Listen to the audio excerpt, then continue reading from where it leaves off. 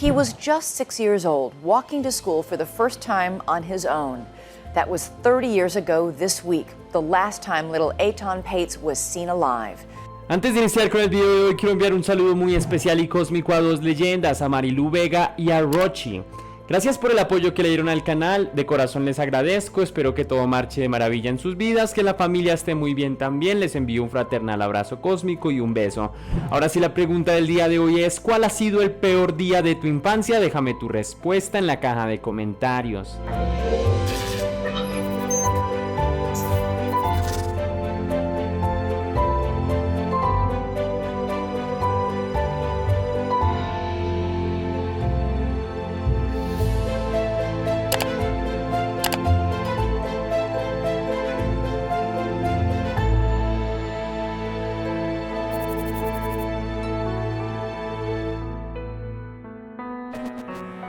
Esta historia empieza cuando Eitan Pates tiene 6 años de edad. El pequeño había nacido en el seno de una familia de clase media trabajadora y era el mediano de 3 hermanos. Su madre se encargaba de cuidar a los pequeños mientras que su padre se dedicaba de lleno a la fotografía.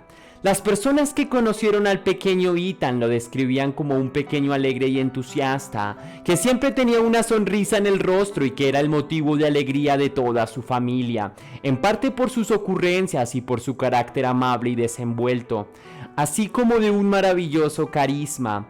También lo recuerdan como un niño bastante consentido. Una de sus actividades favoritas era escuchar cuentos antes de irse a la cama, algo que nunca dejó de parecerle curioso a sus padres, pero que celebraban con alegría. En el año 1979, cuando Eitan estaba cursando apenas su primer curso en la escuela y de un tiempo para atrás, venía insistiéndole a sus padres con una extraña ocurrencia. Quería caminar solo de la casa hasta la parada del bus. En un principio, los padres solo habían pensado que era una ocurrencia cualquiera y que tal vez con el paso de los días lo olvidaría. No obstante, el pequeño cada día volvía a hacerle a sus padres exactamente el mismo pedido. El pequeño decía que ya tenía la edad y que quería ser independiente. Eitan insistió durante tanto tiempo que finalmente sus padres terminaron accediendo. Era el viernes 25 de mayo de 1979. Esa mañana, bañada por un velo de neblina, nunca se le olvidaría en la vida a Julie Pates, la madre del pequeño Eitan Pates.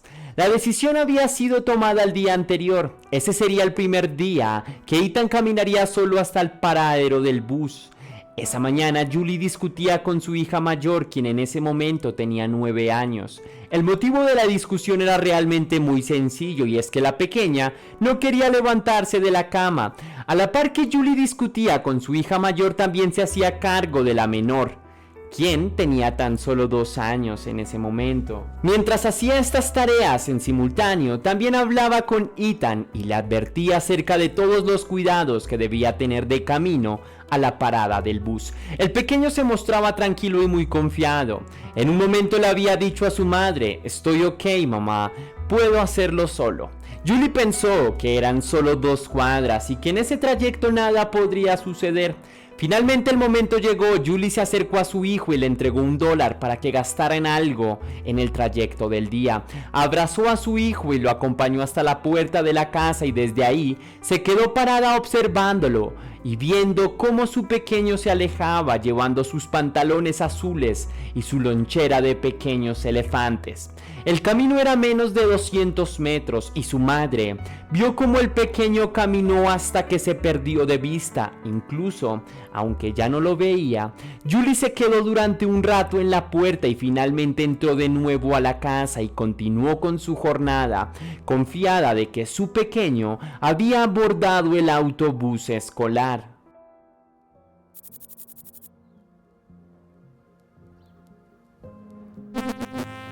Aquel día transcurrió con total normalidad en casa de los Pates. Julie cumplía con las labores del hogar cuidando a sus 2 hijas y su esposo pasó todo el día laborando. En ningún momento a Julie se le ocurrió la posibilidad de que su hijo no hubiese abordado el autobús. Todo estaba tan tranquilo, tan normalmente cotidiano, que esta idea no le atravesó ni por un segundo la cabeza. O al menos así había sido hasta que pasaron 8 horas desde la partida de Ethan y el pequeño no había regresado. La preocupación de Julie y su esposo empezó a crecer drásticamente. Se preguntaban qué podía haber pasado con el pequeño y la intranquilidad los llevó inmediatamente a tomar medidas. Julie llamó a la escuela y recibió una noticia que la derrumbó por completo. Ethan no había llegado a la escuela y luego de algunas averiguaciones se enteró también de que aquella misma mañana tampoco había abordado el bus.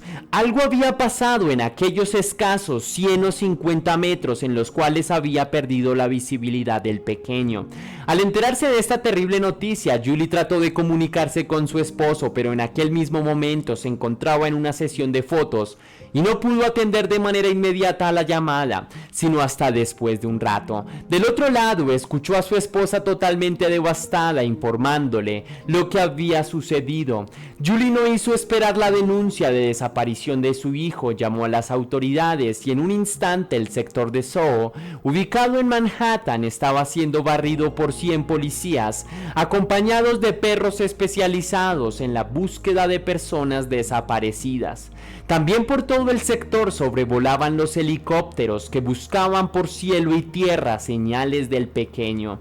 Desde ese día y durante varias semanas en la casa de los Pats entraban y salían policías, periodistas y voluntarios que trataban desesperadamente de encontrar señales que les ayudaran a dar con el paradero del pequeño. Julie decía en medios que si alguien había secuestrado a su hijo, lo único que le pedía es que lo tratara bien y se lo devolviera sano y salvo. Además decía que nunca le desearía mal, que lo único que quería era volver a ver a su hijo sano y salvo. La repercusión periodística y en medios de este caso fue absolutamente masiva. No había una sola parada de bus en todos los Estados Unidos en donde no hubiese una foto de Ethan. No había un solo medio de comunicación que no hablara del caso. Tampoco había una sola familia en la cual no se hablara del caso y del por qué los padres del pequeño lo habían dejado salir solo aquella mañana. El impacto de la desaparición de Ethan fue tan grande que se tomaron medidas absolutamente desesperadas. Por primera vez en la historia de los Estados Unidos, se logró que el rostro del niño fuera impreso en uno de los productos más comprados de todo el país, en la caja de leche. Todos los días Julie y su esposo veían el rostro sonriente de su hijo impreso en el cartón de leche, ansiando que llegara una llamada, una señal o que simplemente el pequeño apareciera un buen día diciendo que se había extraviado. Desafortunadamente los Pats tuvieron que cargar a cuestas con esta tragedia durante muy largos años, y a esto se sumaba una sensación inquietante, y es que las autoridades no habían logrado perfilar ni siquiera un potencial sospechoso del secuestro o del asesinato del pequeño. No se habían encontrado rastros de él. Parece como si de Ethan lo único que hubiese quedado fueran las fotos impresas en los carteles y las paradas de bus. Aquel rostro sonriente durante tanto tiempo impreso en los cartones de leche. Pero de su presencia física no quedaba mucho más que el recuerdo al que sus padres se aferraban.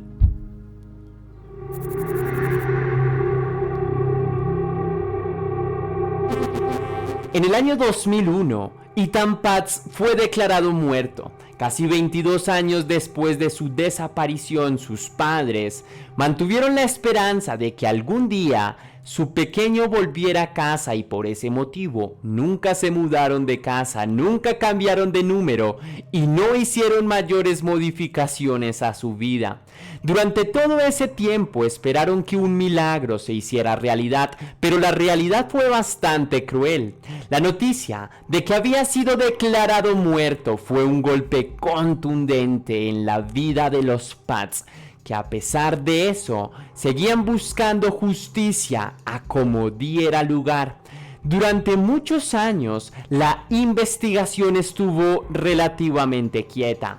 Durante todos esos años había sonado un nombre como principal sospechoso por la desaparición de Ethan. Se trataba de José Antonio Ramos. Este sujeto era la pareja sentimental de la niñera de Ethan en la época de su desaparición. Según investigaciones de la policía, el sujeto había abusado íntimamente de varios niños y se creía que también había abusado del chico desaparecido. Este hombre pasó varios años en la cárcel después de la desaparición del pequeño, pero fue a causa de otros cargos de violencia íntima contra menores. Durante mucho tiempo, el hombre se declaró inocente y argumentó que nunca tuvo nada que ver con la desaparición del niño de la caja de leche. Aún así, al ser el principal sospechoso del caso en el año 2000, las autoridades removieron cientos de metros de tierra de una de las antiguas propiedades de Ramos para ver si encontraban restos humanos, pero lo único que encontraron fueron los cuerpos sin vida de algunas de las mascotas del hombre que había enterrado allí. A pesar del tiempo pasado, la policía nunca dejó de investigar e interrogar a otros posibles sospechosos. En el año 2012, los oficiales encargados del caso estaban entrevistando a un hombre llamado Otoniel Miller, quien, según las investigaciones, se había conocido con el pequeño días antes de su desaparición. En aquel mismo momento, los oficiales recibieron una llamada que dio un vuelco completo a la investigación. El hombre que se había comunicado con la policía se llamaba José López y contó a la policía que había escuchado contar a su cuñado, un hombre llamado Pedro Hernández, que un día había acabado con la vida de un pequeño en Manhattan.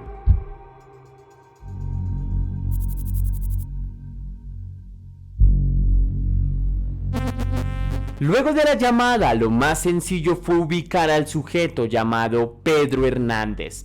Luego de ser capturado, el hombre fue sometido a un extenso interrogatorio que tomó más de 6 horas y media. Pero lo más impresionante fue lo que el hombre confesó. Muchas veces a lo largo de su vida, Hernández había contado la historia de cómo había acabado con la vida de un niño en Manhattan.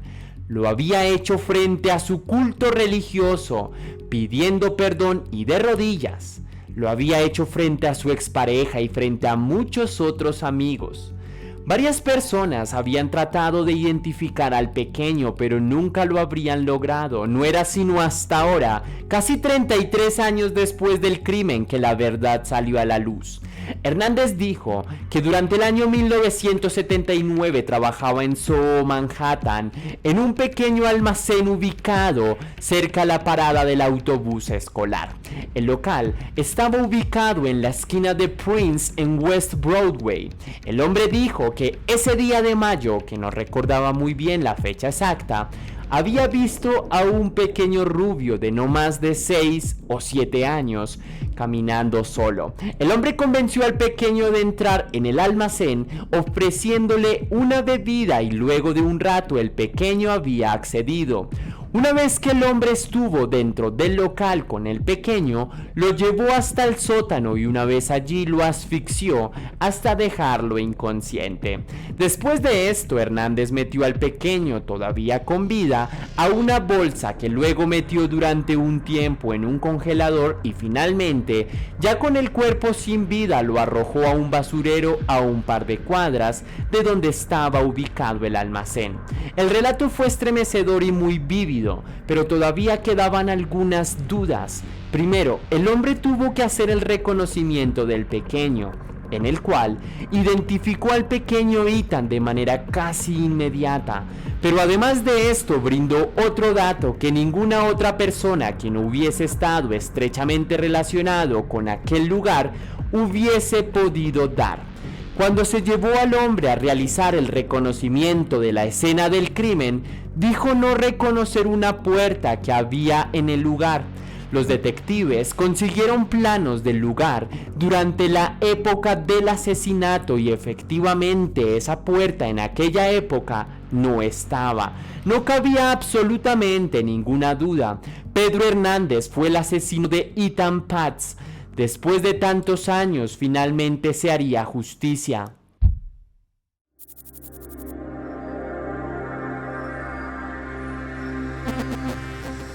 En el año 2015, Pedro Hernández fue llevado a juicio por primera vez. Desafortunadamente, este primer juicio fue invalidado por faltas de supuestas pruebas y porque el jurado no estuvo de acuerdo en la culpabilidad del sospechoso, pues el argumento de la defensa se centró en justificar el actuar de Hernández, arguyendo que éste padecía de deficiencias mentales y que tenía un coeficiente intelectual inferior a 60.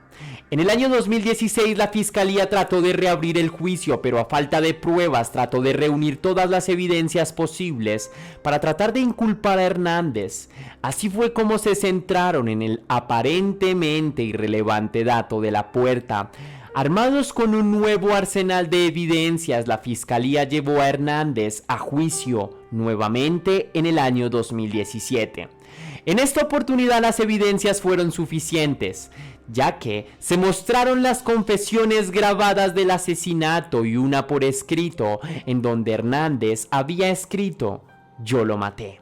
Luego de tantos años, finalmente se lograba justicia y por el asesinato del pequeño Ethan, Pedro Hernández recibió 25 años de prisión. Respecto a la sentencia, el padre de Ethan aseguró que por fin, después de tantos años, habían logrado un poco de justicia para su hijo. El caso de Ethan fue tan impactante para toda la sociedad estadounidense que llegó incluso al que fue presidente en el momento de su desaparición, Ronald Reagan, quien en el año 1983 declaró el 25 de mayo como el Día Nacional de los Niños Desaparecidos. Stan y Julie Patz durante toda su vida siguieron trabajando para la protección de las leyes de menores y se convirtieron en activistas. Este caso nos recuerda que en este mundo hasta un inocente niño puede ser víctima de sujetos sin escrúpulos que solo esperan su oportunidad para hacer el mal.